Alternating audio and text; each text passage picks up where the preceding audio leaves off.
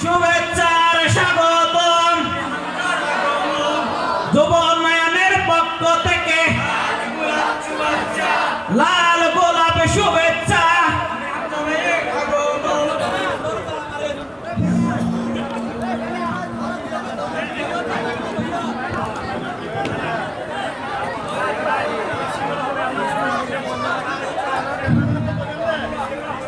সম্মানিত উপস্থিতি,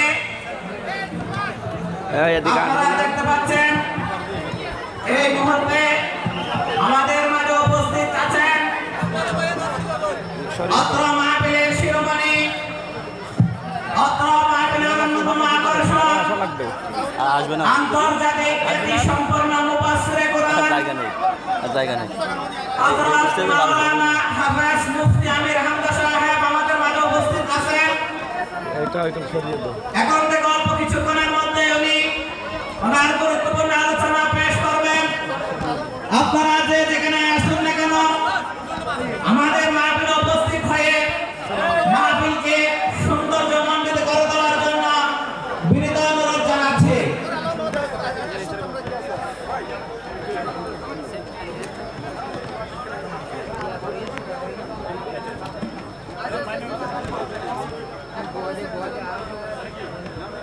সুন্দর করে দেন, সুন্দর করে দেন।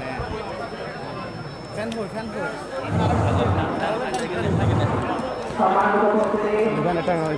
এই পর্যায়ে আপনাদের সম্মুখে গুরুত্বপূর্ণ আলোচনা পেশ করবেন আন্তর্জাতিক খ্যাতি সম্পন্ন মুফাসসির কুরআন, অত্র মাহফিলের শিরোমণি, আলেম সমাজের গর্বিত সন্তান, আমাদের সকলের সুপ্রিয়, আমাদের সকলের শ্রদ্ধেয় হযরতুল আল্লাম জনাব হাফেজ মাওলানা মুফতি আমির হামজা, হযরত হাফেজ মাওলানা মুফতি আমির হামজাকে ওনার গুরুত্বপূর্ণ আলোচনা পেশ করার জন্য আমি অত্র মাহফিল পরিচালনা কমিটির পক্ষ থেকে বিনীত অনুরোধ জানাচ্ছি। নারে তাকবীর, নারে তাকবীর, আল কোরআনের আলো, আল হাদিসের আলো।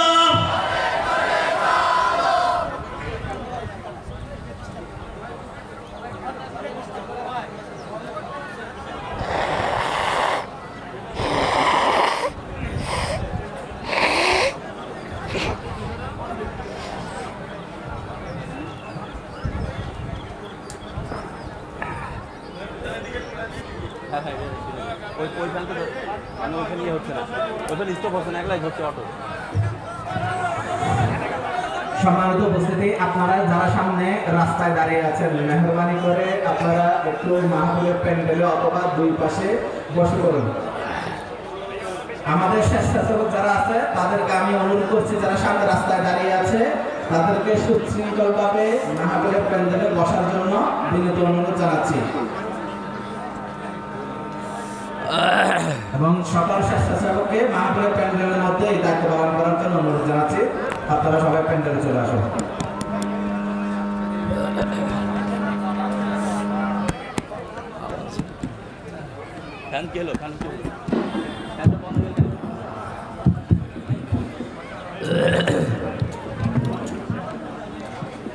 আসসালামু আলাইকুম ওয়া রাহমাতুল্লাহি ওয়া বারাকাতুহু।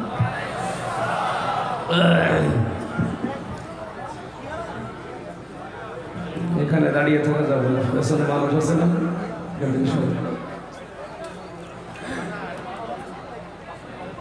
এটা সরিয়ে দেন।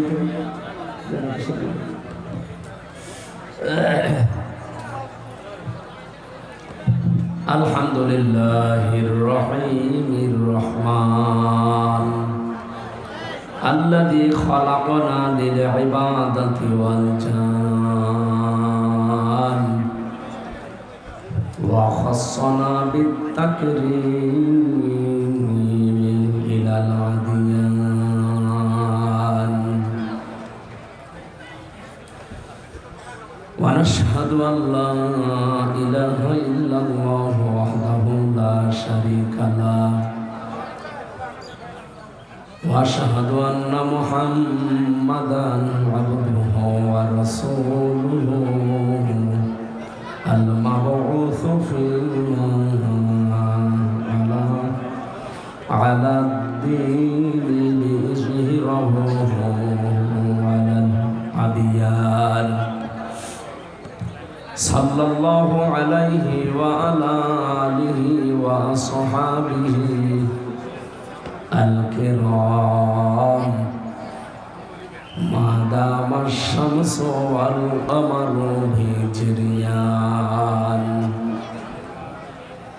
النجم والشجر يسجدان فأعوذ بالله من الشيطان الرجيم بسم الله الرحمن الرحيم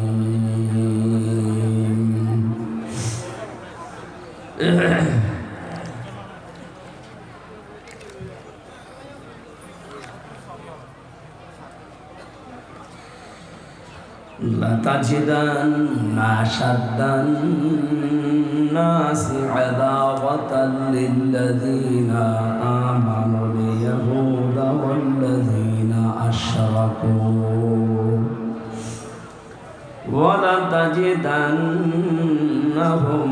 أقربهم مودة للذين آمنوا الذين قالوا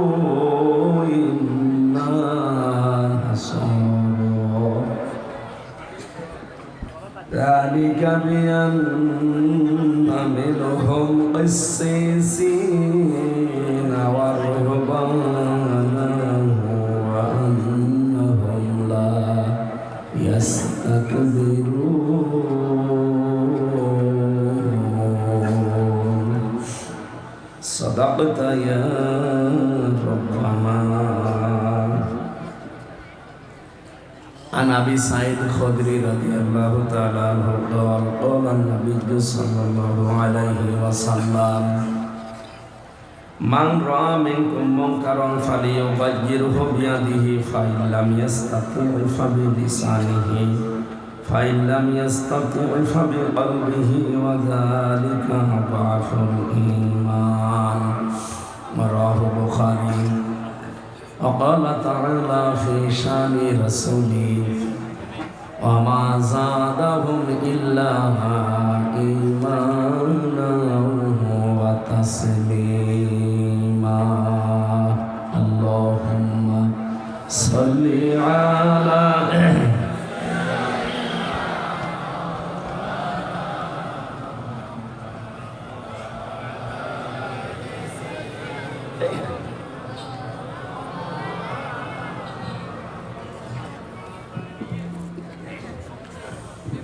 আলহামদুলিল্লাহ।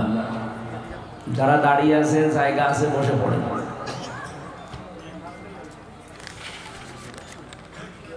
বাংলাদেশের ঐতিহ্যবাহী এলাকা সাতকানিয়া চট্টগ্রাম জেলার মাদারসা ইউনিয়ন মধ্যম মাদারসা সরকারি প্রাথমিক বিদ্যালয় ময়দানে যুব উন্নয়ন পরিষদের উদ্যোগে ৬ষ্ঠ বাৎসরিক। এই আওয়াজ আপনারা দিয়েছেন কোথায়? কানে আওয়াজ। মাইক ম্যান কি নতুন নাকি? আর এই যে মিডিয়ার এই যে এরা কি করে কি, এরা এসে বলে দিতে পারে না ওই ছেলেটা তো পরিচিত। এই কে বলেছে?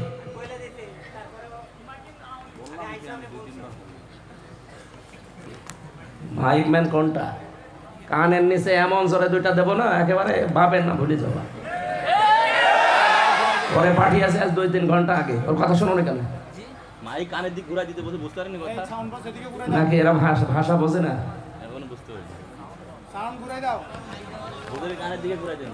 কোথায় ওর বাড়ি? সে ঝালুকাঠি নাকি সে পিরোজপুর বাড়ি, ওখান থেকে এসেছে। ওরা আগের থেকে বলে যে মাইকগুলো যে কানের দিকে দেবা, বাইরে আওয়াজ দেওয়ার দরকার কি? আর একটু পরে তো গলা ভেঙে যাবে। বাতাস হচ্ছে কই, মনে হচ্ছে যে সে ফ্যান চলছে না, ফ্যান একটু দেওয়া লাগবে, আগে এবার গলা বসে যাবে।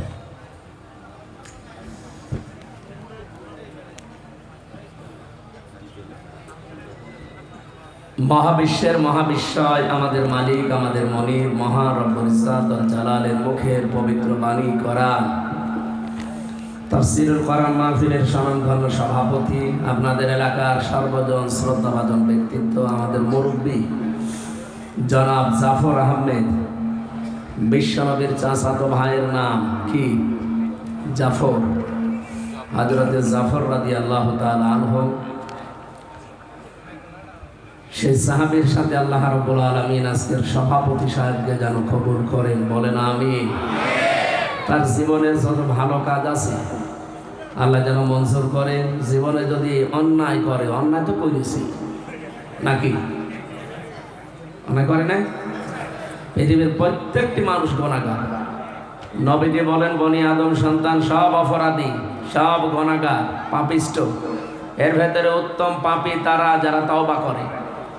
আল্লাহ তার জীবনের অপরাধগুলো আজকের এই কোরআনের অনুষ্ঠানের সভাপতির খাতিরে সব যেন মাফ করে নেকি বানিয়ে দেয়। আর জোরে বলেন জান্নাতের ভেতরে একটা অনুষ্ঠান হবে, আল্লাহ নিজেই থাকবেন সভাপতি, মুহাম্মদুর রাসূলুল্লাহ থাকবেন প্রধান অতিথি। যারা জান্নাত পাবে তারা থাকবে শ্রোতা, অন্য কাউকে শ্রোতা হিসাবে সেখানে বসতে দেওয়া হবে না। দাউদ আলাইহিস সালাম তার কণ্ঠ দিয়ে কোরআনে কারিমের সূরা তাহা তেলাওয়াত করে অনুষ্ঠান উদ্বোধন করবেন। বিশ্বনবী মুহাম্মদুর রাসূলুল্লাহ তেলাওয়াত করবেন সূরা ইয়া রহমান থেকে, আর রহমান আল্লামাল কোরআন। সর্বশেষ মহান রব্বুল ইজ্জাত ওয়াল জালাল সভাপতির বক্তব্য দিতে গিয়ে তিনি সূরা ইয়াসিন পড়ে শোনাবেন। 50,000 হাসানা মিম্মা তাউদ্দুন। এই যে 1 2 করে যেভাবে গণনা করি আমরা, জান্নাতে আল্লাহর কণ্ঠে এক একটি আয়াত তেলাওয়াত শুনতে সময় লাগবে 50,000 বছর। জান্নাতের নিয়ামতের কথা পর্যন্ত মানুষ ভুলে যাবে।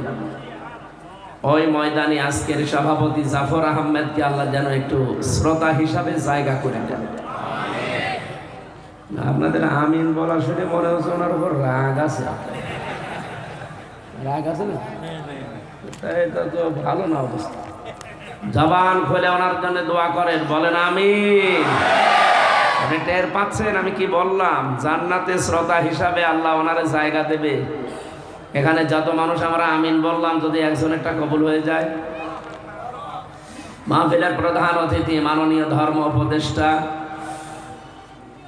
অন্তর্বর্তীকালীন সরকার বাংলাদেশের, আপনাদের এলাকার সন্তান, বিশিষ্ট ইসলামিক চিন্তাবিদ, শিক্ষাবিদ, রাজনীতিবিদ জনাব ডক্টর আফামা খালিদ হোসেন দামাত বারকাতুহুল আলিয়া, বিশেষ অতিথি সাবেক সংসদ সদস্য, ইসলামিক চিন্তাবিদ, রাজনীতিবিদ, চট্টগ্রামের কৃতি সন্তান জনাব আনম শামসুল ইসলাম, আতালাল্লাহু উমরাহু ওয়া বারাকাল্লাহু ফি হায়াতি, বলেন আমিন।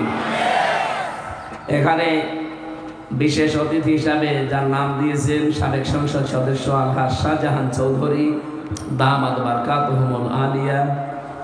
তাফসীর পেশ করবেন আলেমদের উস্তাদ শায়েখ মুফতি কাজী ইব্রাহিম, শায়েখ মাওলানা জামাল উদ্দিন, মাওলানা নুরুজ্জামান মঞ্জু, মাওলানা আব্দুল্লাহ আল মারুফ। কথা অলরেডি বলেছি নাকি?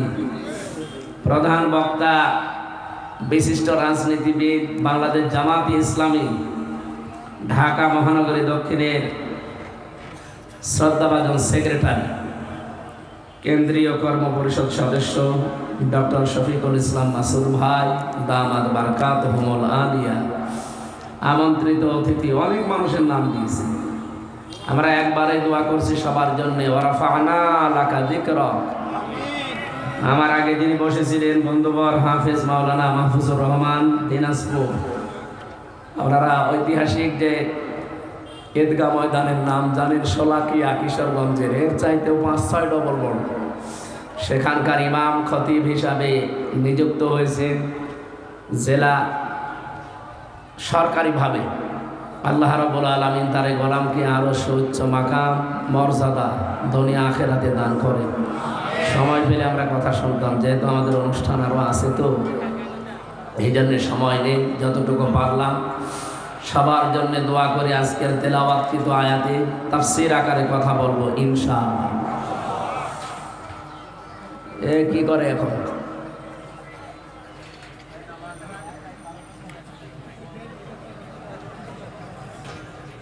আমি তো আর ওই দেশে এক কি হুজুর আছে মুরব্বী মুরব্বী, এটা তো আর বলতে পারছি না।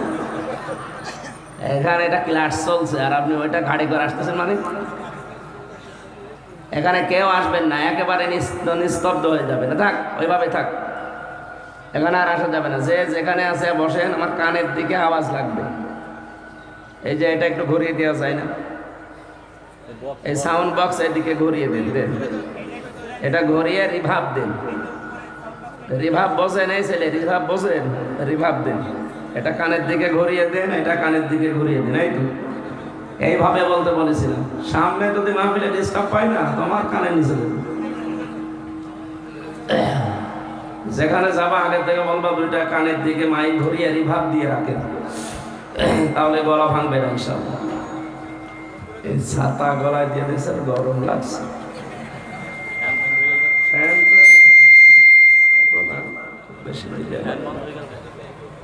ফ্যান দেওয়া যায় না, কি করে গা ঘেমে যাচ্ছে।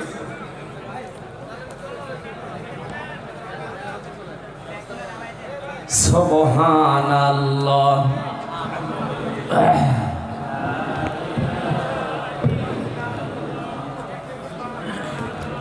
হালকা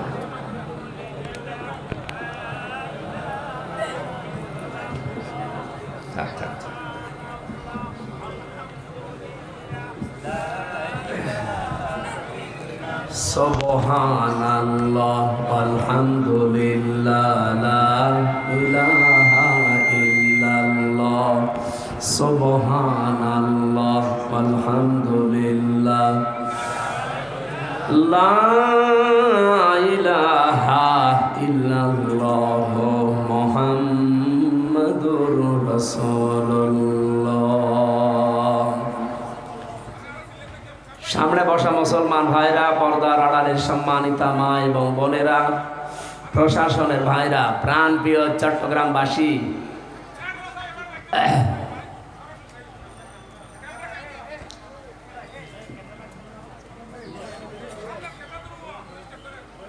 আপনাদের ভাষাও তো বুঝি না। ছাতা ক্যামেরা সরাতে বলছেন, এটা একটু নিচু করে দাও। এটা কার? এটা হয় নিচু করো না, এটাকে সরাও।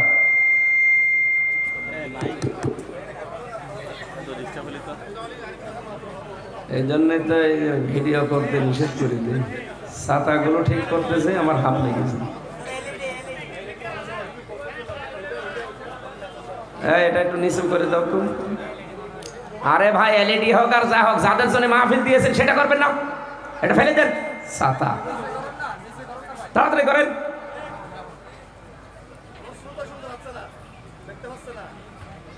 যাদের জন্য আয়োজন করেছেন সেটা বাদ দিয়ে এলইডি করছে, তাড়াতাড়ি করেন না কেন? হাতের মতো সরে নিয়ে এখানে একেবারে সেই রওশনের মতো বসে আছে। এটা কার গো? এটা কার? কি করে কি? এদিকে এখানে নিয়ে আসেন, এদিকে নিয়ে আসেন। এটা নিচু করে দেন না, এখান থেকে সরান। এলইডি দেওয়া লাগবে না।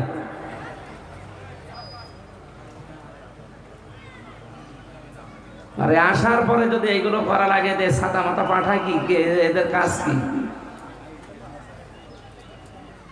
বললে কথা না শুনলে আগে কল দেবো, আমি ওখান থেকে বাড়ি চলবে না। যেটা কথা শুনবে না, সেই মাহফিল আগের থেকে একটু জানাবো যে এই ঝামেলা করছে, ওখান থেকে বাড়ি চলবে। ও মাহফিল চারে দিয়ে করা।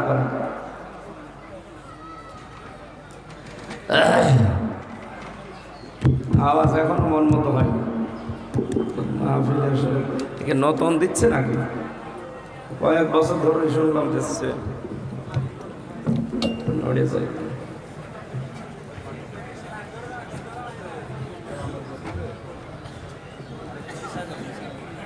ঠিক আছে, এটা বুঝা ঠিক আছে।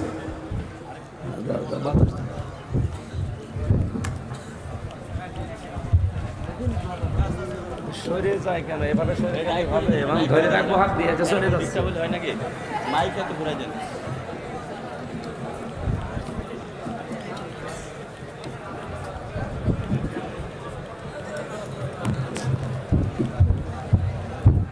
মঞ্জু মামা ফ্যান বন্ধ হয়ে গেল কেন ফ্যান দেওয়া যাবে না ফ্যান দেওয়ার ব্যবস্থা করেন ঠিক আছে না ওই ফ্যানটা একটু ছেড়ে দেন ভাই নাই নাই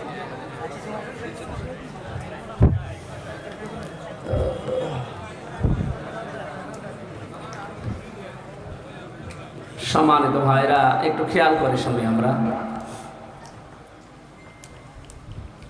দল মত জাতি বর্ণ ধর্ম নির্বিশেষে আজকের এই অনুষ্ঠান এটা শুধু মুসলমানদের জন্য এলাকার মানুষেরা দেয়নি নাকি কোরআন শরীফ কি শুধু মুসলমানদের হাদা বায়ানুল লিন্নাস এই কোরআন সবার জন্য কোরআনে কারিমের জন্য নাজিল করার যে ধারাবাহিকতা আমরা দেখেছি আল্লাহ প্রথমেই দিয়েছেন হুদাল্লিল মুত্তাকিন এরপরে দিয়েছেন হুদাল্লিন নাস এরপরে দিয়েছেন হুদাল্লিল মুসলিমিন কোরআন শরীফকে এমন ক্ষমতা দিয়ে আল্লাহ দুনিয়ায় পাঠিয়েছে এখান থেকে এই তিন প্রকার তিন শ্রেণীর মানুষই পথ নিতে পারবে হেদায়েত নিতে পারবে নির্দেশিকা নিতে পারবে না পৃথিবীর মানুষেরা যদি এখান থেকে কিছু নিতে চায় যতটুকু নেবে ততটুকু উপকার পাবে এই জন্য সূরা বাকারার ভেতরে 185 নম্বর আয়াতের মাঝের অংশে পাবেন হুদাল্লিন নাস এই কোরআন শরীফ মানুষের জন্য পথ নির্দেশিকা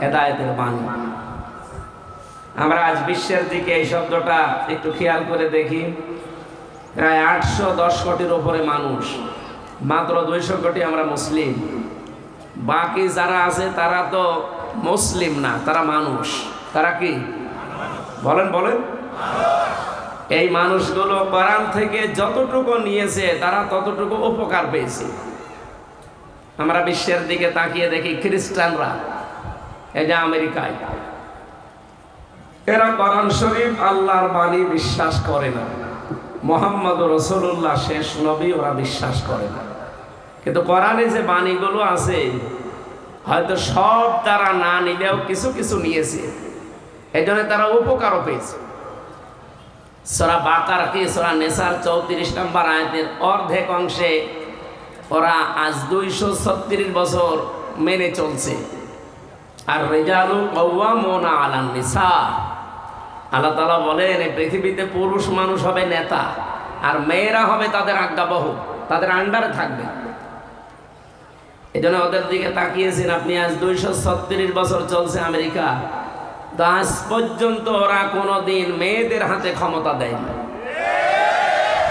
দেখেন ট্রাম্পের মতো একটা মাতাল মাতাল না এই মাতালের হাতে ক্ষমতা দিয়েছে কিন্তু কমলা হ্যারিসের মতো এত বড় একটা শিক্ষিতা অনার্স মাস্টার্স করা তার হাতে দেয়নি কেন এই আয়াতের ব্যাখ্যায় একটা হাদিস পড়েছি قال النبي صلى الله عليه وسلم لا يفلح قوم والله امرهم امراه মুসলিম শরীফের হাদিস এমনকি বুখারী শরীফের হাদিস মুত্তাফাকুন আলাই বুখারী মুসলিমের যৌথ হাদিস নবীজি বলেন ওই জাতি কখনো সফল হচ্ছে না হবে না যেই জাতির দায়িত্বে আছে কোনো মহিলা এই হাদিসটা ওরা মেনে চলছে এই জন্য ওরা নিচে না ওরা উপরে উঠতেছে পৃথিবীতে মানে বাহ্যিক দিক থেকে উপরে উঠতেছে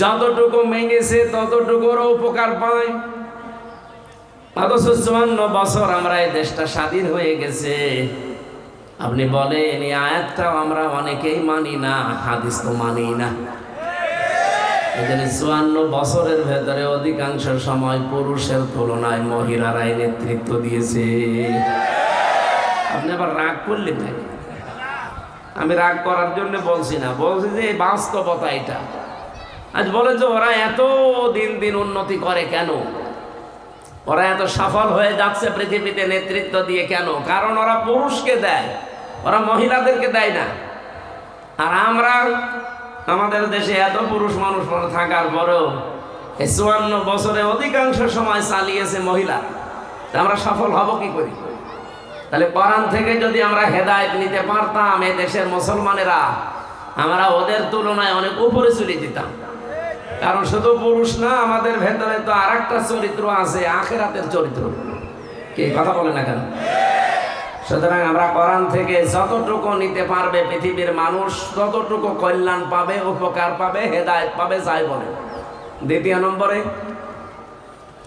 দ্বিতীয় নম্বরে আপনি পাবেন হুদাল্লিল মুসলিমিন। এ পৃথিবীতে মুসলমানেরা যতটুকু পারে কোরআন থেকে নেয় মানুষের তুলনায় আরেকটু বেশি। এই জন্য মুসলমানেরা উপকার আরেকটু বেশি পায়। আমরা যেহেতু মুসলিম, আমরা 2 নাম্বারটায় আছি।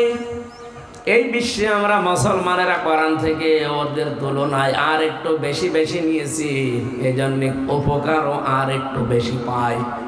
তাহা আনজালনা আলাইকাল কুরআনা লিতাশকা। আল্লাহ পাক বলেন, এই কোরআন আমি এই জন্য নাজিল করিনি যে আপনি মায়ের খাবেন।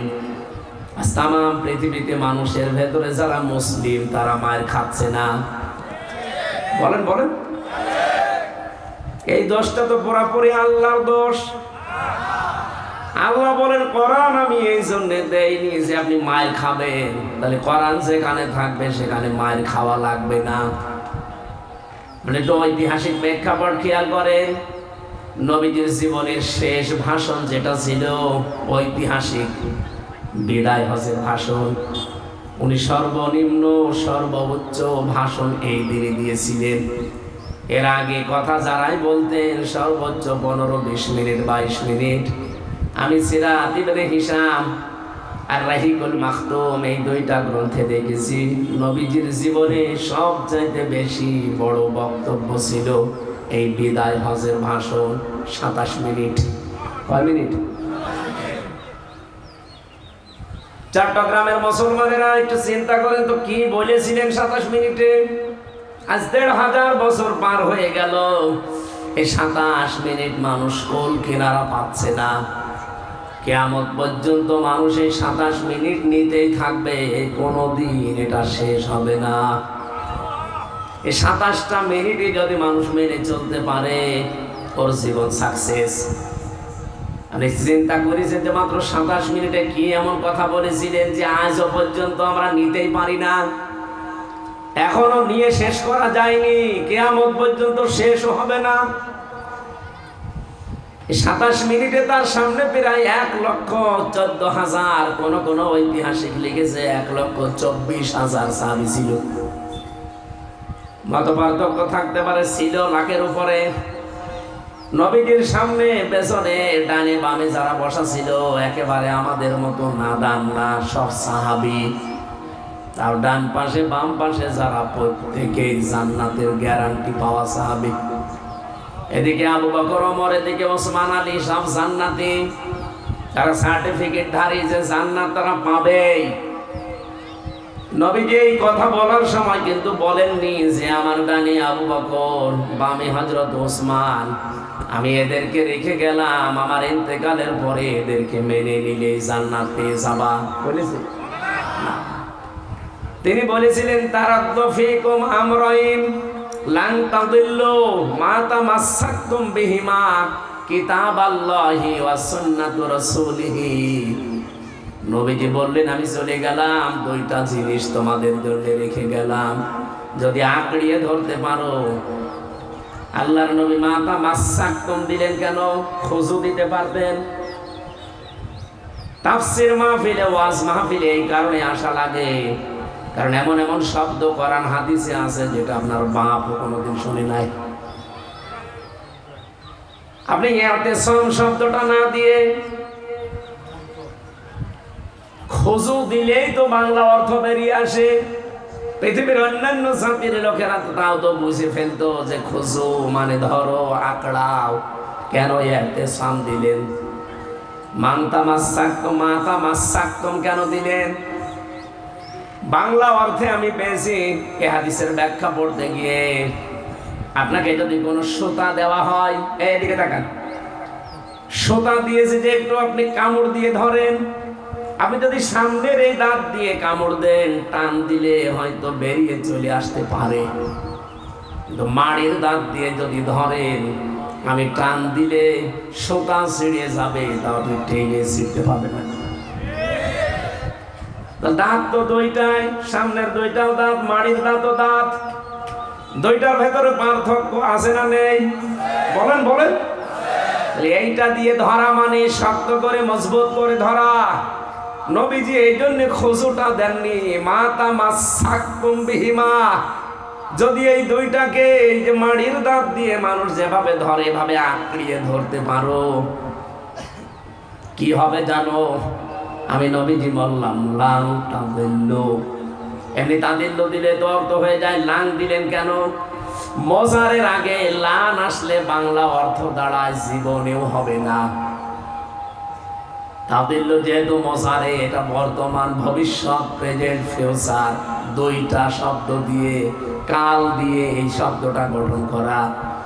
বিশ্বনবী জানাতে চেয়েছেন, কোনো দিন তোমরা পথভ্রষ্ট হচ্ছ না, হবা না, না খেয়ে থাকছো না, থাকবা না, কোনোদিন অপমান হচ্ছ না, হবা না। এরকম 33টা অর্থ আপনি বের করতে পারবেন। এর অর্থ না খেয়ে থাকা, অপমান হওয়া, অপদস্থ হওয়া, যত অর্থ আপনি এই তাদিল্য শব্দের পথভ্রান্ত হওয়া, পথভ্রষ্ট হওয়া, পথ হারিয়ে ফেলা, কোনো কিছুই হবে না যদি এই দুইটা জিনিস আঁকড়িয়ে ধরতে পারো। আমার প্রশ্ন এখানে, এত বড় বড় সাহাবী যারা জান্নাতের সার্টিফিকেট নিয়ে বসে আছে, যে মরে গেলে জান্নাতি, নবীজি কেন তো তাদের নাম বলেন নাই? বলেছিলেন, আমি কোরআন আর সুন্নাহ রাখলাম। এখান থেকে আমার একটা কথা জাগে মনে, বিশেষ করে চট্টগ্রাম বিভাগে আসলে এটা বেশি মনে পড়ে। কারণ সারা বাংলাদেশ আপনি করিয়ে সেই কয়টা পীর পাবেন, এই চট্টগ্রাম বিভাগে তার চাইতে ডবল পীর পাওয়া যাবে। এই বিভাগে ঘরে ঘরে পীর, মহিলারাও পীর। মহিলাদেরকে পীর মা বলে ডাকে, ওই যে ওপর বসে আছে। এইগুলো না ওয়াজ শুনতেছে, এলাকায় বহু শুনেছে যে মহিলা পীর পর্যন্ত আছে, বিশেষ করে এই যে সীতাকুণ্ড, মাইজ ভান্ডারি এলাকা, যেখানে ও স্বামীও পীর, স্ত্রীও পীর। আপনি পীর হন, আমার নিষেধ নেই। পীর মানে উস্তাজ, পীর মানে শিক্ষক, পীর মানে মুআল্লিম, পীর মানে টিচার, যাই বলেন। আপনি যেটা জানেন না ওনার কাছে জেনে নেবেন, এটার নাম পীর, এটার নাম। ওরা দলিলও দেয়, পীরের দলিল কি? ফাসআলু আহলায যিকরি ইন কুনতুম লা তা'লামুন। যেটা জানো না, যারা জানে তাদের কাছে জেনে নাও। তাহলে এখান থেকে কি বুঝলেন আপনি? যেটা জানেন না, যারা জানে তাদের কাছে জেনে নেওয়া, এইটার নাম উস্তাদ, পীর, শিক্ষক, মুআল্লিম, টিচার, সব। আপনি পীর হবেন, কোনো নিষেধ আছে? বলেন বলেন। আপনাকে তো আগে জানা লাগবে, মানুষেরা আসবে আপনার কাছে জানতে। আর আপনি এমন পীর, আপনার পেটে বোম মারলে আপনি নিজে সূরা ফাতিহা শুদ্ধ করে পড়তে পারেন না। এরকম পীর দেশে নেই?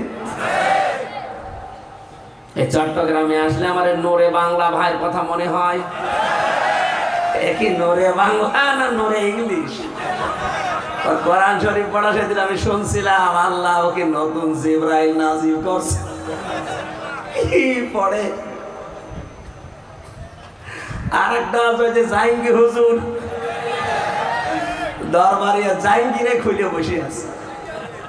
এই চট্টগ্রাম বিভাগের মানুষ এত পাগল কেন বলেন তো? আপনাদের কি কমন সেন্সের কমনও বাদ, সেন্সও শেষ হয়ে গেছে। এই পাগল বলে এলাকায় থাকে কি করি? ওরা কোন এলাকা? ও নদীর ওপারে, পটিয়া। এগুলো এরা টিকে থাকে কি করে আপনাদের সামনে? আমার তো জ্ঞানে ধরে না। এ তো পাগলও বসেছে, ওরা পাগলামি করছে। আপনারা বুঝবেন না মানে? ইসলাম এসেছে চট্টগ্রাম দিয়ে, সারা বাংলাদেশের মানুষ আমরা জানি। আর আপনারা যদি এরকম পাগল ছাগলকে আশ্রয় দেন, তা আমরা কি করব? আগামী থেকে আপনারা একটু সাবধান হবেন। প্রকাশ্য শিরিক করে, কবরের কাছে যে বলে কলম পড়ি দে। এইরকম পাগলামি করলে একটা বদনাম হয়ে যায় চট্টগ্রাম বিভাগে। আল্লাহ এই বিভাগকে যেন শিরিক আর বেদাত থেকে বাঁচান। 50টা বছর কোরআনের পাখি এই চট্টগ্রামে শ্রম দিয়ে গেল শিরিক আর বেদাতের বিরুদ্ধে। বলেন, আমি 3টা বছর আল্লাহর এই ওলির সাথে ছিলাম। আমরা ওলি খুঁজে পাই না, ওলি তো ওইগুলো। আমার সাথে মাত্র 10 মিনিট দেখা হয়েছিল হাসপাতালে যেদিন ছিলাম ওই দিন। 3 বছরের ভেতরে দেখা নেই। অথচ পাশের এটা খালি প্রাচীর দেওয়া ছিল আমাদের মাঝে। উনি 1 নম্বরে, আমি 4 নম্বরে। উনি আমার শেষ কথা এতটুকু বলেছিলেন, হামজা, চট্টগ্রাম আর খুলনায় যদি বের হয়ে যেতে পারো, মানুষকে জানাবা কোরআনের কথা বলতে কোনোদিন আমি পিছপা হইনি। এই জন্য চট্টগ্রামের মানুষেরা তাকে বেশি ভালোবাসে। আমি যেটা বলতে চাই এখান থেকে, নবীজি যদি বলতেন আজকের এই ময়দানে আমি বিদায় নিয়ে গেলাম শুধু আবু বকর আর ওমর ওসমান, আমার মেয়ে আছে ফাতেমাতুজ জোহরা, নাতি আছে হাসান হোসাইন, এদেরকে রেখে গেলাম, মেনে নিলে জান্নাত পেয়ে যাবা, কোনোদিন দুঃখ কষ্ট পাবা না, বলেন নাই? বাংলাদেশে বহু দরবার থেকে আমরা শুনি উনি মারা যায় আর মরতে দেরি, চেয়ারে ওনার বড় ছেলে নাই, বড় কেউ বসে বলে এটা পীর, গদ্দিনসী পীর। ওটা গদ্দিনসী শয়তান, এটার নাম ইসলাম না। বিশ্বনবী কোনদিন এ কথা বলেন না যে আমি ইন্তেকালের পরে আমার মেয়ে ফাতেমা চেয়ারে বসবে, তোমরা তাকে মেনে নিও। বলতে পারতেন না? কি কেউ নিষেধ করতো না? হযরত ওমর যদি বলতেন আমার ইন্তেকালের পর আমার ছেলে আব্দুল্লাহ ওমর ও বসবে এখানে, কেউ নিষেধ করতো না, কারণ যত যোগ্যতা থাকা সব যোগ্যতা হযরত আব্দুল্লাহ ভেতর ছিল। এরপরেও তিনি বলেন না যে আমার ইন্তেকালের পরে আমার সন্তান আব্দুল্লাহ ইবনে ওমর বসবে। তিনি বলেছিলেন আমার ছেলে যেন না বসে, সাহাবীদের ভেতরে যাকে পারো তাকে বসিয়ে নিও, যোগ্যতা সম্পন্ন যারা আছে পরামর্শের ভিত্তিতে তাকে বসাও, কিন্তু আমার ছেলে যেন না বসে। কারণ আমার পরে কথা উঠতে পারে দুনিয়াতে ওমর মরে গেছে কিন্তু নিজের ছেলেকে চেয়ারে বসিয়ে গেছে। তারা কি ইসলাম মানতো আর আপনি কোন ইসলাম মানেন? এখান থেকে তো কিছু নেওয়া যায় না। সারা জীবন শুনেই গেলাম যে এইটা ইসলামে নেই, তারপরেও দেখি অনেক কিছু এর বাইরে, তাদেরকে আপনি মেনে চলেন। আরে ভাই, আপনি আওয়ামী লীগ, বিএনপি, জাতীয় পার্টি, জামাত, জাসদ করেন, আমি নিষেধ করছি না, কিন্তু দেখা লাগবে এটার সাথে ইসলাম আছে কিনা। বিশ্ব নবী কোনদিন যদি এ কথা না বলে যে আমার ইন্তেকালের পর আমার মেয়ে বলবে চেয়ারে, হযরত ওমর যদি না বলে, তাহলে এইরকম নিয়ম নীতির বাইরে যারা দল চালাচ্ছে ওই দলে কোনো মুসলমানের থাকা ঠিক বলেন? আপনি মরে যান, আপনার ছেলে চেয়ারম্যান হবে, ওই চেয়ারে বসবে। আপনি মরে যাবেন, আপনার মেয়ে হবে চেয়ারপারসন। কোথায় পেয়েছেন ভণ্ডামি? যে দলের প্রথমে ইসলাম নেই ওই দলে আমি থাকতে পারি বলেন? হ্যাঁ, এই দেশে প্রায় 73টার উপরে দল এখন আছে। আপনি রাগ করেন আর খুশি হন, আমি সত্য কথা বলবো, মাত্র একটা দলে আমি পেয়েছি এই নিয়মটা নেই। উনি মরে যাবে, ওনার ছেলে বসবে চেয়ারে, জীবনও না। আপনি দেখান এই দেশে যতগুলো দল আছে, সে জেনারেল বলেন আর ইসলামী বলেন, প্রত্যেকটাই ওই রাজতন্ত্র কায়েম করা। উনি মরে যায়, ওনার বাবা বসবে, ওনার ছেলে বসবে, ওনার মেয়ে বসবে, মনে হচ্ছে দেখে বাপ দাদা রেস্টি করা। একটা দলের ভেতরে এইটা নেই। এই কথা বলে না কেন? সে যে হোক,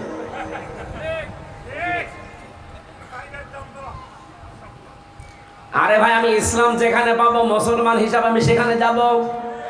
আমি যেখানে ইসলাম পাবো না, আমার কোন কারণে কোন পাগলা কোত্তায় কামড় দিয়েছে, আমি সেখানে যাব। কারণ মরণের পরে তো এই প্রশ্নটা আমারই করবে যে তোমার দিন কি, মা দিনা মা দিনুকা। আপনাকে বলা লাগবে না যে দিনুন আল ইসলাম। আমি ইসলামের ভেতরে তোটা পাচ্ছি না, সুতরাং আমি আজকে থেকে ওখানে আর নেই যেখানে রাজতন্ত্র কায়েম করা আছে বাংলাদেশের একটা জায়গায় আমি পেয়েছিলাম, চট্টগ্রামের বাইতুল শরফে।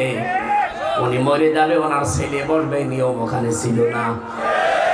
ওনার পরে যিনি বসেছিলেন শাহ কুতুবউদ্দিন, উনি কোন ছেলে হয়, জামাই হয়, কিছুই হয়। তো এইরকম একটা নিয়ম দেখান অন্য দেশে, কোন ছেলে তো আমি আর পাইনি। যেখানে যাই সেখানে দেখি উনি মরে যায়, ওনার ছেলে গদ্দিনে শিল্পী। কেন ওই দলে আর লোক নেই? কত যোগ্যতা সম্পন্ন লোক আছে, তাদেরকে দেন না কেন? আমি নাম নিলাম না, এরকম পীরের দরবার দেশে আছে না? আপনি এরপরও না বোঝার ভান করে থাকেন, আপনাকে কোরআন শরীফ দিয়ে, বুখারী শরীফ দিয়ে হবে না, বাকারি শরীফ লাগবে। আশা করছি আপনি বুঝে ফেলেছেন। তাহলে এখন থেকে আমরা কোরআন হাদিসের বাইরে আর যাব? যে দলে এরকম রাজতন্ত্র নেই, সেই দল যদি আমার পছন্দ নাও হয়, সেখানে যাওয়া লাগবে। কারণ আমার সামনে আর একটা জগৎ আছে, নাম কি?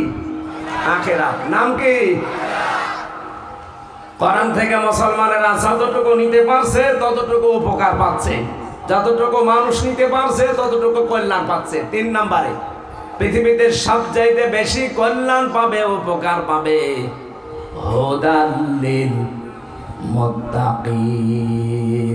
সুবহানাল্লাহ বলতে পারেন না? এই পৃথিবীতে সবচাইতে বেশি কল্যাণ পাবে কোরআন থেকে কারা? পরিপূর্ণভাবে যদি কল্যাণ উপকার আপনি পেতে চান, যদি পরিপূর্ণ হেদায়েত পেতে চান, আপনাকে মুত্তাকি হওয়া লাগবে। এখন হেদায়েত পাবে কারা? কোরআনে কারীম এখানে 5টা গুণের কথা দিয়েছেন। আপনি আন্দাজে দাবি করলেই হেদায়েত পেয়ে যাবেন না। এই বাংলাদেশ সহ, ভারত সহ, পাকিস্তান সহ আমরা দেখেছি এই এলাকার মানুষগুলো অধিকাংশ খালি লেবাসে তাকওয়া খোঁজে। বিশাল বিশাল পোশাক গায়ে দিলেই মনে হয় যে বিশাল বুজুর্গ হয়ে গেছে। ওটা বুজুর্গ না, ওটা বেজির বউ। বেজি বোঝে, মুরগি ধরে। বেজি পায়খানা করলে মানুষ বলে বেজির বউ। ও বুজুর্গ হয়েছে না বেজির বউ? বুজুর্গ হওয়ার জন্য কিছু কাজ আল্লাহ দিয়েছেন সূরা বালাদের ভেতরে। হেদায়েত আপনি কিভাবে পাবেন? কি কি করলে আপনি হেদায়েতের উপরে থাকতে পারবেন? আপনি ডাইনপন্থী হতে পারবেন, আপনি সফল হতে পারবেন। সূরা বালাদের 11 থেকে 18 নম্বর আয়াত পর্যন্ত বাড়ি যেই মিলাবেন, আল্লাহ পাক বলেন ওয়া হাদাইনাহুন নাজদাইন ফালাকতাহামাল আকাবাতা ওয়া মা আদরাকা মাল আকাবা ফাক্কু রাকাবা। সুবহানাল্লাহ বলতে পারেন না? বলবেন কি করে? আপনি তো বোঝেন না যে কি বললাম। আরবিতে বলেছি এই জন্য বোঝেন না, এটা এবার বাংলা বলছি। এখানে হেদায়েতের 2টা রাস্তার কথা বর্ণনা দিচ্ছেন। গিরিপথের বর্ণনা উদাহরণ দিয়েছেন আল্লাহ। গিরিপথ, হে নবী আপনি কি জানেন এই গিরিপথ আকাবা কি? ফাক্কু রাকাবা। তার প্রথম হচ্ছে এই পৃথিবীতে কেউ যদি সফল হতে চায়, হেদায়েত পেতে চায়, জান্নাতে যেতে চায়, তার জীবনে প্রথম কাজ আপনি দেখতে পাবেন সে দাস মুক্ত করার জন্য চেষ্টা চালাচ্ছে। আর আমরা বাংলাদেশে দেখি, এদেশে যারা ইসলাম নিয়ে রাজনীতি করে তারাই শুধু মানুষকে মানুষের দাসত্ব থেকে মুক্ত করার জন্য চেষ্টা চালায়। বলেন, অন্য যারা আছে সবাই চায় মানুষ মানুষের দাসত্ব করুক, আমার গোলাম হয়ে থাক। কিন্তু ইসলামী রাজনীতি যারা করে, বিশেষ করে একামতে দিন যারা কায়েম করতে চায়, আপনি তাদের সব কিছুর টার্গেটই দেখবেন এইটা, যে মানুষের দাসত্ব থেকে কি করে মুক্ত করে মানুষ আল্লাহর দাসত্ব করে। আপনি সফল হতে চাইলে এটা করা লাগবে। এখন যদি বলেন না হুজুর এটা তো জামাত ইসলামের দিকে যায়, আমি করবো কি? আমি কি কোরআন থেকে আয়াত বাদ দিতে পারি? আমাকে অ্যাডভার্টাইজ করার জন্য আপনারা নিয়ে এসেছেন, আমি অ্যাডভার্টাইজ কোরআন দিয়ে করছি। এখন যেদিকে যাই আমার কিছু করার নেই। এটা যদি আওয়ামী লীগের যদি যেত, আমি আওয়ামী লীগের নাম বলতাম। যেহেতু যাচ্ছে না, তারা আরো মানুষকে দাস করে রেখেছিল। আর দাস থেকে মুক্ত করে যারা আল্লাহর গোলাম বানাতে চায় তাদের দিকে তো এই আয়াত যাবে। 2 নাম্বারটা বলি, আপনাদের সাড়া নেই, তার মানে আপনারা শুনতে চাচ্ছেন। 2 নাম্বারটা বলি, হাক্ক রকবা আল্লাহ শেষ করে দেননি। আও ইতআমুন ফি ইয়াউমিন যী মাসগাবা। রব্বুল আলামিন বলেন 2 নম্বরে আও ইতআমুন ফি ইয়াউমিন যী মাসগাবা। এই দুনিয়ায় যারা অভাবী মানুষের, অভাবী মানুষদের অভাব অনটন এগুলো দূর করার জন্য যারা এগিয়ে যায়, দুর্ভিক্ষে যখন মানুষ পড়ে, যখন বন্যা কবলিত হয়ে পড়ে, ওই জায়গায় যারা সব চাইতে এগিয়ে যায়, এই মানুষগুলো সামনে আমি আল্লাহ বললাম সফল হবে। আপনি আগস্টের 5 তারিখের পরে বন্যা দেখেছিলেন, দেখেননি? আপনি বলেন তো এই দেশে 18 কোটি মানুষের কতগুলো সংগঠন, কোন সংগঠন মানুষের দুয়ারে দুয়ারে এগিয়ে গেছে? আমি দেখতে পাই যাদের নাম, তাদের নাম বলবো না, আপনার নাম বলবো।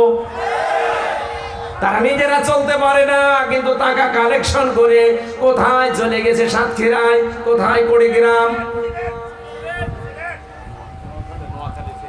নোয়াখালী ফেনী লাইনে এসেছিল। কত কঠিন অবস্থা তারা পার করে, অথচ নিজের বাড়িতে চুলায় আগুন চলে না। আমি তো আমিরে জামাত ডাক্তার শফিকুর রহমানকে দেখেছি, তার বাড়ি কোথায়? মৌলভীবাজার, সিলেট। সেখান থেকে চলে এসেছে ফেনী, সেখান থেকে নোয়াখালী, এই হাতিয়ার ময়দানে এসে এই কোমর পর্যন্ত পানিতে নেমে নেমে মানুষের বাড়ি খাবার পৌঁছিয়ে দিয়েছে। এইটার সাথে যাদের জীবন মেলে, তাদের নাম বললে যদি আপনার রাগ হয়, তা আপনি নিজের জীবন মিলান না কেন?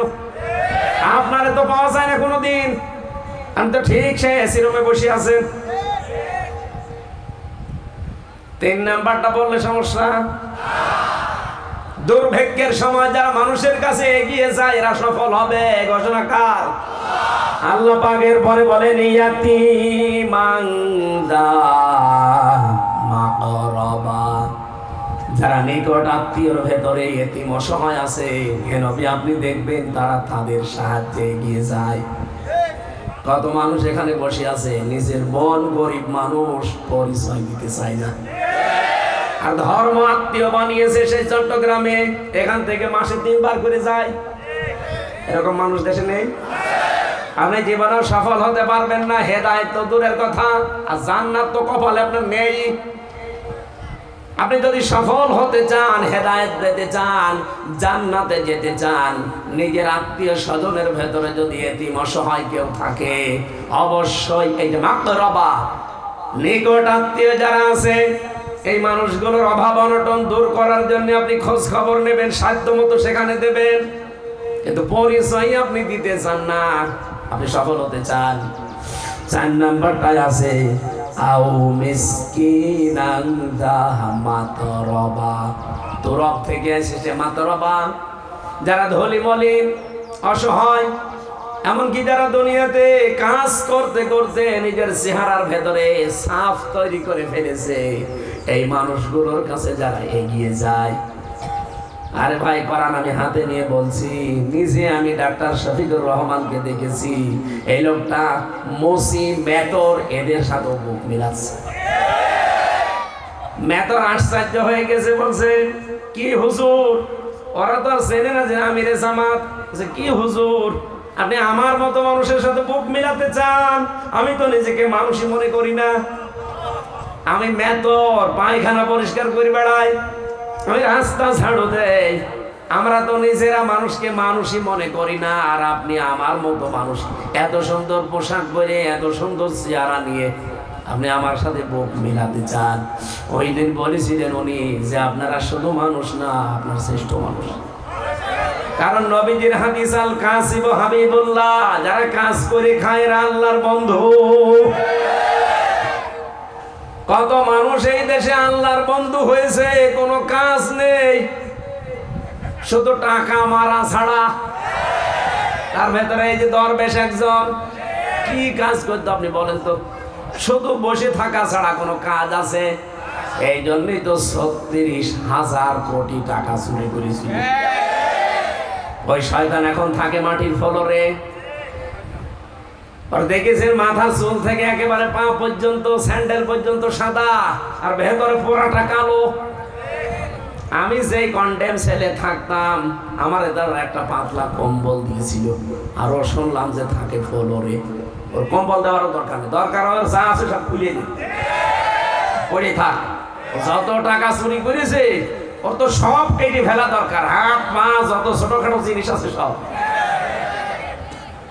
ওর কোনো কিছু রাখা দরকার, কারণ টাকা চুরি করলে যদি 10 টাকার উপরে যায়, 10 দিরহামের, যদি অভাবে না হয়ে স্বভাবে হয়, আবার বলছি, কেউ যদি চুরি করে ওটা যদি 10 দিরহামের উপরে হয় আর ওটা যদি অভাবে না হয়ে স্বভাবে হয়, তাহলে তার হাত কাটা লাগবে। ও কি 10 দিরহাম? 36,000 কোটি টাকা। ওর তো 1 হাত না, 2 হাত না, 2 পা না, আরো যা আছে সব কাটা লাগবে না? ওরে এখনো জীবিত রেখে দিয়েছে। আর আপনাদের এই চট্টগ্রামের একজন 620টা বাড়ি বানিয়েছে, কত সব ওর বাবার টাকা। আমি চিন্তা করেন তো, 620টা বাড়িও কবে থাকবে? আমার বাবার একটা বাড়ি, তাই আমি থাকতে পারি না, আরো 620টা বাড়ি বানিয়ে এখন থাকতে পারছে?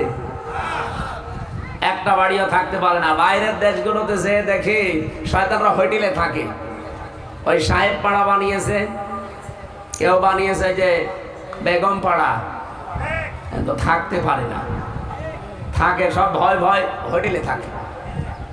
হোটেল থেকে নেমে যদি দেখি বসে আছে, কি এখানে কি? আমি এই জেল থেকে বের হয়ে গিয়েছিলাম একবার মালয়েশিয়া, সিঙ্গাপুর, যে দেখি হোটেলে উঠি, হোটেলের নিচে বসে আছে 2 শয়তান পরিচিত। কি এখানে? বলছো হুজুর আমরা আগেই পালিয়েছি। আগেই পালালেন কেন? এমন কাজ কেন করলেন যে পালানো লাগবে? বলছো ভুল করে ফেলেছি, দোয়া করেন। এখন দোয়া, এখন তো মুখ দিয়ে আসলে বড় দোয়া আসবে। প্রায় 35 লাখ যুবক বেকার এই দেশে। ওরা যা টাকা পাচার করেছে এই 15.5 বছরে, টাকাগুলো যদি দেশে থাকতো, কর্মজীবন যদি তৈরি করে দিতে পারতো, একটা মানুষও বাইরের দেশে যে রুটি বানাইতো না, পায়খানা সাফ করতো না, রাস্তা ঝাড়ু দিত না। এই যে মাহফুজ ভাই আমার সাথে ছিল, জিজ্ঞাসা করেন মালয়েশিয়া যে এই দেশের মানুষেরা রুটি বানাচ্ছে, পায়খানা সাফ করে, রাস্তা ঝাড়ু দেয়। তারপর ওখানে বৈষম্য থেমে আছে। এমনি কি বৈষম্য বিরোধী আন্দোলন হয়েছে? আমরা যেখানে 2 জন মিলে থাকতাম, ওখানে মালয়েশিয়া শহরে আমপাঙে, ওই জায়গায় এই জামাটা সেলাই করতে গেলাম। যে দর্জির কাছে, ওর বাড়ি বাংলাদেশের ওই যশোরে। বললাম যে ভাই আপনার কত টাকা খরচ হয়েছে এখানে আসতে? যে 7.5 লাখ। এই যে পাশে যে লোকটা কাজ করছে, এর বাড়ি কোথায়? পাকিস্তানে। ওর কত খরচ হয়েছে? ওর খরচ হয়েছে 2,20,000। আর ওর পাশে যে আরো 2 জন কাজ করছে, ওদের খরচ হয়েছে 1,20,000। আর ওর পাশে একজন থাইল্যান্ডের আছে, ওর খরচ হয়েছে 30,000। 30,000, 1,20,000, 2,20,000 আর আমাদের 7.5 লাখ। এই যে 6 জন 5 জন মিলে দোকানটা চালাচ্ছে, সবার উপায় প্রতি মাসে 80,000 টাকা প্রত্যেকে। এখানে বৈষম্য হয়নি? আরে ভাই থাইল্যান্ড নাই, বাদ দিলাম, তাদের বর্ডার আছে, ঠিক আছে, 30,000-এ তারা গেল। পাকিস্তান, বাংলাদেশ, ভারত, এই 3টা রাষ্ট্র তো পাশাপাশি থেকে আমাদের যাওয়া লাগে মালয়েশিয়া। আমাদের কেন 7.5 লাখ লাগবে আর ওদের 1,20,000 লাগবে বলেন? উপায় তো ঠিকই, আমরা সবাই 80,000-ই করছি। এখন এই টাকাগুলো নিল কে? প্লেন ভাড়া তো খুব বেশি হলো, ভারত থেকেও যা লাগবে, আমার এই বাংলাদেশ থেকেও তাই লাগবে। এক কথা বলছেন না কেন? খরচ তো অন্তত ওদের যদি 1,20,000 হয়, তা আমারও তো 1,20,000 হওয়ার কথা। ওর যদি 2,20,000 হয়, আমার খুব বেশি হলেও 2,20,000 লাগবে। কেন সেখানে 7.5 লাখ? এই টাকাগুলো সব এই দরবেশ সালমান এফ রহমান আর হাসিনার ছোট বোন রেহেনা আর একজন মন্ত্রীর নাম বললো, এই 3 জন সিন্ডিকেট করে খায়। যেখানে খুব বেশি হলো 1,20,000-এ খরচ শেষ, সেখানে 7.5 লাখ। আরে ভাই 7.5 লাখ খরচ করে যদি ওদের চাইতে অন্তত 7 ডবল টাকা বেশি উপায় করতাম, তাও তো বুঝ দিতে পারতাম। সবার উপায় 80,000, খরচ আমার 7 ডবল বেশি। তো এই কাজগুলো যারা করলেন আপনাদেরকে আল্লাহ শান্তিতে রেখেছে? কি করলেন আপনি? এখন নিজের বাড়িতেও থাকতে পারেন না, ওই বাড়ি বানিয়েছিলেন যা বাইরে ওগুলো থাকতে পারেন না, মাঝখান থেকে আমাদের বিপদে ফেলে দিয়ে গেলেন। এই দেশটাকে এখন দাঁড় করানোর জন্য চেষ্টা চলছে ডক্টর মোহাম্মদ ইউনূসের মাধ্যমে। আপনাদের চট্টগ্রামের সন্তান না, ওনার দ্বারা কি হবে না হবে আমি জানি না, কিন্তু দোয়া করি লোকটা যেন আরো কিছুদিন থাকে। দেশটাকে দাঁড় করাতে বিশেষ করে আমাদের এই প্রতিবেশী যারা আছে এদের কবল থেকে মুক্ত হওয়ার জন্য ওনার মতো একটা মানুষ দরকার ছিল। তাছাড়া অন্য কেউ আসলে এখানে টিকে থাকতে পারতো না, এমন প্রতিবেশী আমরা পেয়েছি। আজকের তেলাওয়াত কিন্তু আয়াতে ওই প্রতিবেশীদের নাম আছে। এখন যদি বলেন মোদি এই নামটা আছে, হ্যাঁ আছে, আপনাকে আমি দেখাচ্ছি। তাহলে সফল হওয়ার আমরা যে গুণগুলো বলছিলাম আরো কয়েকটা আছে, আমি কি শেষ করবো এটা? না, এই আয়াতটা শেষ করি। সুম্মা কানা মিনাল্লাযীনা আমানু ওয়া তাওয়াসাউ বিস-সাবরি ওয়া তাওয়াসাউ বিল-মারহামা। তাদের আরো কিছু গুণ আছে, এই মানুষগুলো ঈমানদার হবে এবং সবরের ধৈর্যের দ্বারা একে অন্যকে উপদেশ দেবে। নিজেদের ভেতরে রহম দিল হবে, রহমে দয়াময় হওয়ার জন্য তারা পারস্পরিক একে অন্যকে উদ্বুদ্ধ করবে বা উপদেশ দেবে। আমরা এই পাঁচটা গুণ যাদের ভেতরে বাংলাদেশে পাবো তাদের সাথে থাকবো, কারণ আল্লাহর নির্দেশ, তারা সফল কাম, তারা হেদায়েত প্রাপ্ত। কোরআন থেকে এই হেদায়েত গুলো যারা নিতে পারে, আল্লাহ যে তিনটা ধারাবাহিক দিলেন, তিনটা বিষয়, 1 নম্বরে হুদাল লিন-নাস, 2 নম্বরে হুদাল লিল মুসলিমিন, এটা সূরা নাহলের ভেতরে পাবেন, 90-89 নম্বর আয়াতে আছে শেষের দিকে। 3 নম্বরে সূরা বাকারার 2য় আয়াতে হুদাল লিল মুত্তাকিন। সেই কোরআন যেহেতু সবার জন্য হেদায়েতের বাণী নিয়ে এসেছে, মানুষ হিসাবে, মুসলিম হিসাবে, মুত্তাকি হিসাবে আমরা কে কতটুকু কোন পর্যায়ে যাব সেটার উপরে নির্ভর করছে কোরআন থেকে উপকার পাওয়া না পাওয়া। আল্লাহ আমাদের পুরো মুত্তাকি হয়ে আজকের যে তেলাওয়াতকৃত আয়াত আছে এখান থেকে কিছু নিয়ে যাওয়ার তৌফিক দেন, বলেন আমিন। সূরা মায়েদা 82 নম্বর আয়াত আমরা পড়েছি। বর্তমান প্রেক্ষাপট সামনে রেখে আমি কথা বলার জন্য আয়াতটা পড়লাম, নয়তো আমি অন্য আয়াত পড়তে পারতাম। এই এবার ঠেকা রাখো। এখানে মাগরিবের আযান হবে, নামাজ পড়ে তারপর বাড়ি যাবেন। এই বসেন।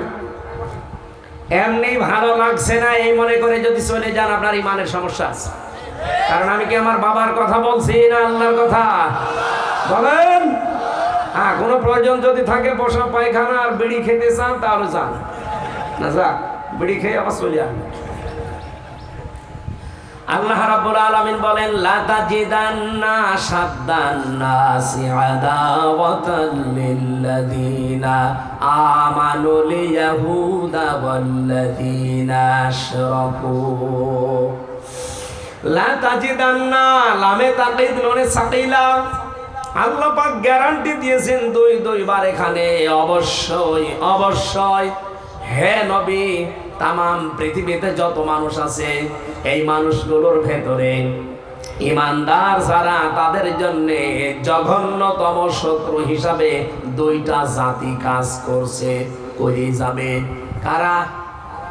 1 নম্বরে ইহুদি যারা তারা, 2 নম্বরে যারা মুশরিক তারা। আমরা তামাম দুনিয়ার দিকে তাকিয়ে দেখি 257টা রাষ্ট্র আছে পৃথিবীতে, সবচাইতে বেশি জঘন্যতম শত্রু হিসাবে এখন কাজ করছে মুসলমানদের বিরুদ্ধে একটা ইহুদি আর একটা মুশরিক। কত বাস্তব দেখেছেন? এই যে ইহুদিরা শুধু এখনই আমাদের উপরে অত্যাচার করে, জুলুম নির্যাতন হত্যা করে তা না, একেবারে শুরু থেকে এরা আমাদের শত্রু। আল্লাহ রাব্বুল আলামিন বলেন, ইয়া বানি ইসরাঈল যাকুরু নি'মাতি আল্লাতী আন'আমতু আলাইকুম, ইলা আখির আয়াত। হে বনি ইসরাইল, স্মরণ করো ওই সময়ের কথা যে নিয়ামতগুলো আমার আল্লাহ তোমাদের উপরে দিয়েছিলেন, ওগুলো একটু একটা একটা করে স্মরণ করো। আমরা তো এই জামানায় আয়াতটা মিলিয়েছি এভাবে, এই যে ফিলিস্তিন গাজা, রাফা, যাদেরকে আস্তামা তামা বানিয়ে দিয়েছে এই নিকৃষ্ট মানুষগুলো। অথচ 1940 সালে এই মানুষগুলো খালি পায়ে খালি গায়ে তাদের সামনে দাঁড়িয়েছিল। তাম পৃথিবীর কেউ তাদেরকে নিতে রাজি না। ফিলিস্তিনের এই মুসলমানগুলো ইমানের দাবি পূরণ করার জন্য বলেছিলেন থাকেন। আমরা যেমন আজ আপনাদের এই যে কক্সবাজারে রোহিঙ্গাদের আশ্রয় দিয়েছেন ইমানের দাবিতে, মানবতার দাবিতে, তারা 1940 সালে ওইটার জন্য দিয়েছিল।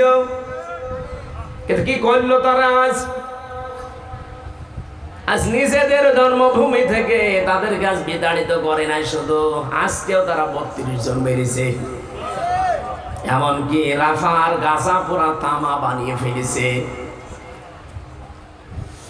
এর জন্য যে সমস্ত মানুষগুলো দায়ী, তার 1 নম্বরে ওই দেশের এই ইসরায়েলের প্রধানমন্ত্রী, এই অবৈধ মানুষটা।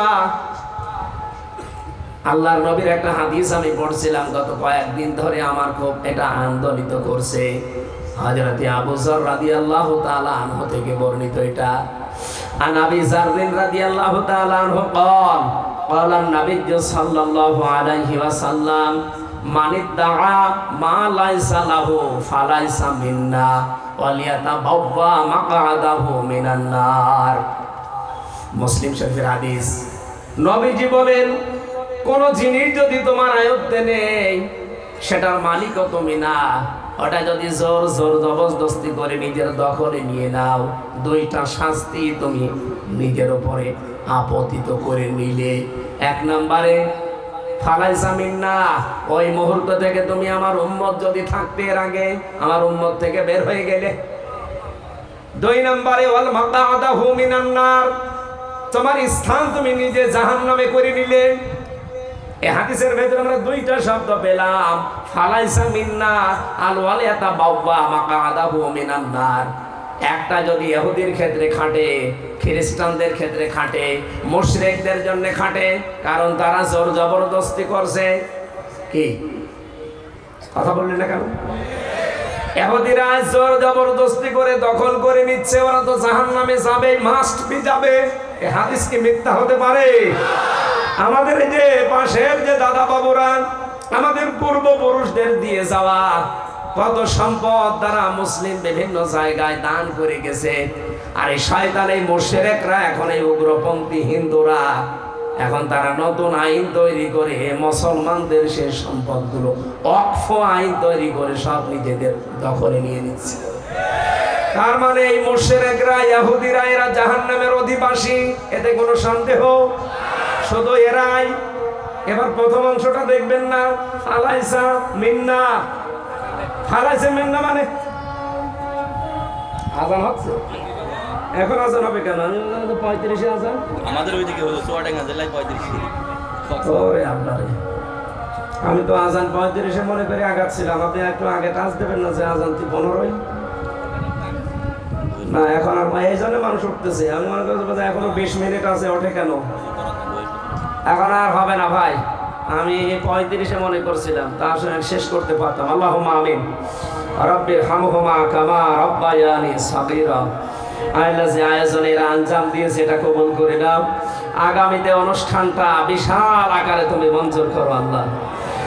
আমার সময়টা দ্রুত চলে গেছে, আমি শেষ করতে পারলাম না। যতটুকু বলেছি আল্লাহ কবুল করে নাও। আলহামদুলিল্লাহি রাব্বিল আলামিন। নেন নামাজ পড়েন।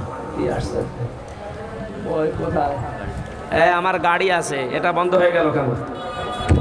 আমার গাড়ি আছে, গাড়িতে আমি জেলখানায় মেয়েদের ওপরে বই লিখেছিলাম, তাদের দাম্পত্য জীবনের কলহ নিয়ে। যদি লাগে আপনারা মেয়েদের জন্য নিয়ে যান, ওই যে ওখানে গাড়ি আছে। আসলে এরকম হয়ে গেল, আরো 20 মিনিট